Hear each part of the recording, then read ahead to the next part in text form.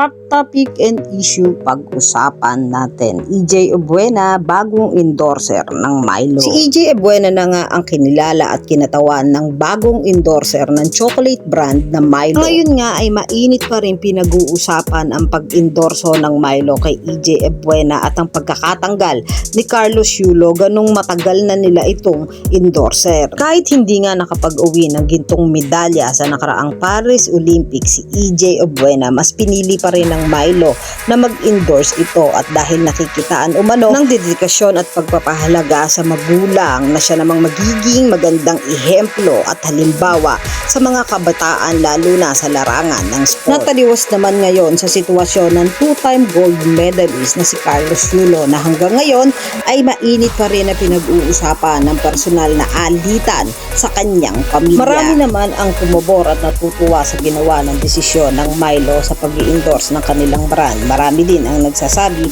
na ayaw lang din ng Milo na madamay ang kanilang kumpanya dahil sa mainit na pinag-uusapan ngayon si Carlos at hati ang opinyon ng iba at dahil na rin sa galit sa Hindi kanya. kasi Tumitingin ng Milo sa gintong medalya lang kung hindi sa value ng isang pamilya at kung papaano mo pahalagahan ang iyong magulang. Hindi rin kasi nagbabase lang ang brand sa iisang tao kung hindi sa buong nagkakaisang pamilya. Kaya umano mas pinili ng Milo na i-endorso si EJ Obuena. Yan ang mga hot topic and issue dito lamang sa Tambalang JK.